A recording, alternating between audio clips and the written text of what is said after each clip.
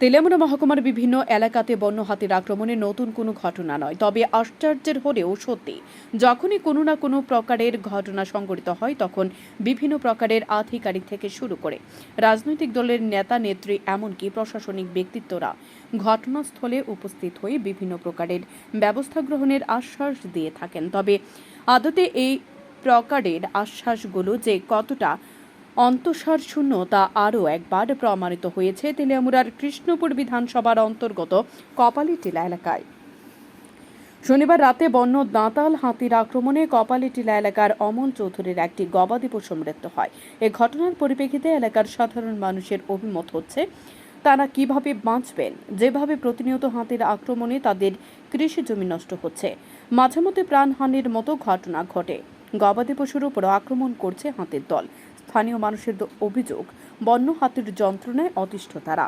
সমস্যার মধ্যে তাদের জীবন জীবিকা। বিভিন্ন সময় সাধারণভাবে বন্য হাতির আক্রমণ সংঘটিত ঘটনাগুলি মন্ত্রীর গোচরে নিয়ে যাওয়া হলেও মন্ত্রী কপালীটিলা এলাকায় পা রাখার প্রয়োজনীয়তা পর্যন্ত অনুভব করছেন না।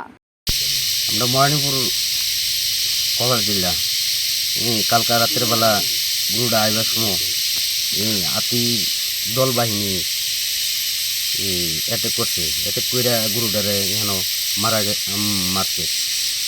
মারছে জানে কদিন আগে এক বৃদ্ধ লোকের মারছে। এটারও কোনো হইল না, এটার নামে একবার কেস ছিল আমরা গ্রামের কয়েকজনে। তাহলে এইরকম হলে আমরা কি গ্রামে থাকতাম?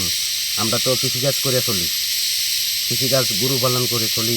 তাহলে এইভাবে হইলে আমরা কেমনে বাঁচুন, কেমনে থাকুন এই জায়গা? তারা তো এখনো প্রশাসনও আইছে না, ফরেস্টর ফোন করাইছে, ফরেস্টর আওয়া হয়েছে না, কেউ আইছে না। এই গরুটালে আমরা যেন কতক্ষণ বইয়ে থাকুন? এইভাবেই চলছে এই গ্রামও। আমরা ফরেস্টরও ফোন করছি, এরপরে তোমার ফোন থানা তো জানাইছি, কেউই তো হন পর্যন্ত আইতাছে না। তাহলে আমরা এইভাবে হইলে দিনের দিন আগাইতেছে। বাড়ির সামনে আইসেরা এই গরু মারি লাইছে, গনেছে বেড়দা। তাহলে ওখানে ফার হতো বাদ দিও, বাড়ির সামনে মেরালা। তাহলে 2-3 বার রাত্রি ফিরে আইছে, আয়া দলের সামনে এই পড়ছে। Bureau report, news daily Bharat.